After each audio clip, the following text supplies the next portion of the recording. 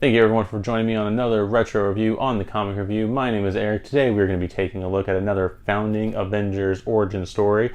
That's right, we're going to be taking a look at the Grey Goliath himself in the first issue of Incredible Hulk #1. That is right, today we're going to be going over Incredible Hulk #1. As I said in the intro, it is the Grey Goliath.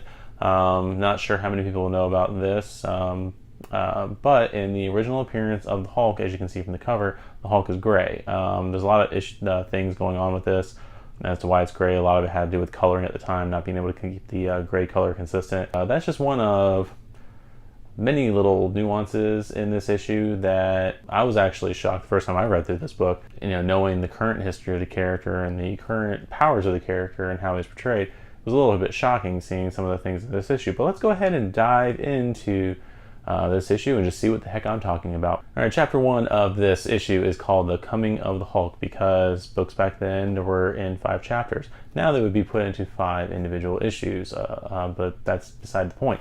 Not going to dovetail into compressed versus decompressed storytelling. Let's get right to the issues. So, we have Dr. Bruce Banner at a facility, I'm assuming somewhere in Arizona, getting ready to test his gamma bomb. Basically, it's a bomb that is being worked on by the U.S. government, headed by Banner. This is the day of the first official test of the bomb. No one's dropped a gamma bomb, or G-bomb as they call it, at this point. This is the first time. Banner is also joined here by his assistant Igor, who spends a lot of the early issue going over with Banner, trying to find out the secrets of the gamma bomb, because Banner hasn't told anybody anything about this thing, even with testing and everything, and Igor seems to be interested in knowing about it because of the fact that he wants to make sure nothing goes wrong. At this point, Banner hasn't said anything about it, even though he's his assistant. So that's kind of one of the main concerns that Igor has in the first couple of pages. We also see the first introduction of General Ross, who is a long-standing Incredible Hulk character. And we also see his daughter Betty Ross, who is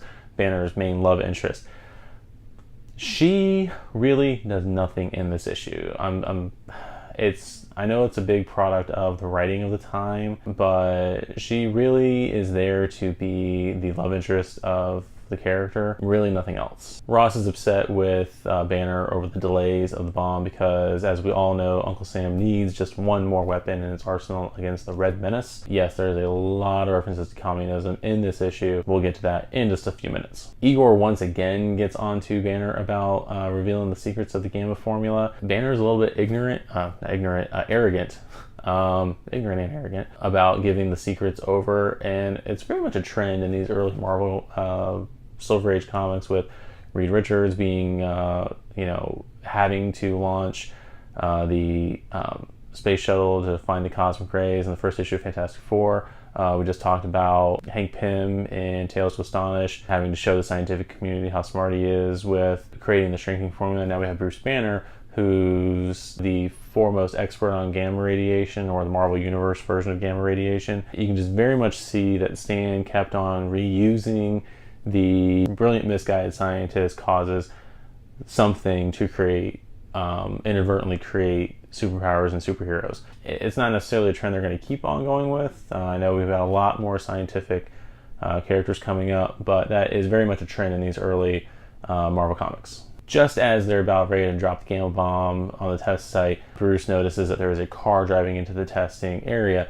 We find out this is Rick Jones, again another long-standing Hulk and Marvel Comics sidekick character. Bruce tells Igor to tell everyone to slow down on the countdown for the gamma bomb until he can get Rick away safely, get him hidden so that way he's not affected by the bomb. And Igor decides this is his chance to not only get the secrets to the gamma bomb, but also to take out Bruce Banner. So he doesn't say anything about the bomb dropping. So Bruce gets out there, he saves Rick Jones, puts him into a bunker, but just as he's getting ready to get into the bunker himself, gamma bomb goes off and he gets the full brunt of the gamma radiation. Next thing we know, Bruce wakes up in sickbay, or the infirmary at the military base, and they're checking him out and everything. All of a sudden everyone kind of leaves him. Him and Rick are the only ones in there. Rick talks about how he was an orphan and he was surprised that this stranger decided to save him. But when him and Rick are alone, you see in the window the full moon coming out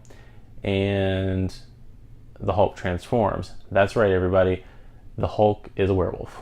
Not really. In these early issues, I think most of the early issues, it is established that the Hulk, Bruce Banner becomes the Hulk when the full moon comes out, kind of doing like a more of a Dr. Jekyll, Mr. Hyde thing, as well as a werewolf thing. People who are familiar with the Marvel movies, the 1970s TV show, and the later comics may not know that this is how he transformed, because in all the media now, it is based off of his anger, emotional state, and whatnot, which comes about, I think, when he is a character over in, I believe, Tales to Astonish, because I know he makes some guest appearances there, and I think he takes over the feature in that book. I can't remember which book he basically takes over. It's not until those later issues, still in the 60s, that we get the establishment that it is anger and his emotional state that transforms into the Hulk, not day and night cycles. But that was a very interesting kind of twist that I wasn't expecting, not knowing that before I went back to read this issue the first time, before I decided to do the channel and everything. So it's just pretty cool. Hulk and Rick Jones lumber off into the night, and that ends chapter 1. Chapter 2 is the Hulk strikes. Now, when the Hulk left the military base in the last chapter, he didn't do it so quietly. He broke through a wall, attacked some guards, so they're kind of hunting him down. He makes his way back to his home and Rick Jones is with him, but he makes his way back to his home where Igor is going through all of his belongings, trying to find gamma formula. Igor attempts to shoot him, bullet does not affect him, and he makes short work of him. During the struggle, some things are knocked around. Rick Jones finds the gamma formula taped to the bottom of a glass beaker. It had to be a very large glass beaker. They kind of make you think it's like really small vial, but then I think Rick's holding it later and it's a full manila envelope with the gamma formula in it. So I don't know how Igor didn't see it, unless he just decided not to lift up any beakers the entire time. But that's there. So Rick's in possession of it. It's really, you don't see it anymore. I don't think it's referenced anymore in the issue. The formula itself, it's just that now we have the paper version of the formula. The Hulk sees a picture of Bruce Banner, doesn't like what he sees, is freaked out by it at one point, and this is basically where you get the puny Banner kind of mentality for the Hulk. The Hulk really does not like his more reserved, normal self. He prefers to be the monster. He does not like Bruce Banner whatsoever. The Hulk attacks Rick, but just as he's going to, the sun comes back up and he reverts back into his human state. The military shows up because they're tracking down the Hulk when they find Igor, who broke into Bruce Banner's house. They take him off. They arrest him for breaking and entering, apparently. This is basically the start of chapter 3, which is called The Search for the Hulk. The police had shown up. They took Igor away. They basically say that he was in league with the Hulk because they've named him now very quickly. The police are describing the Hulk in different ways, that he's like some kind of like a werebear monster type thing. Betty happens to be there. She's worried about Bruce, about everything. Bruce quickly carts her off with Rick Jones sitting there, wondering why this crazy woman's trying to get involved with anything. Bruce Banner, basically at this point is worried about his next transformation. Will he transform again when it becomes nighttime? He has no clue.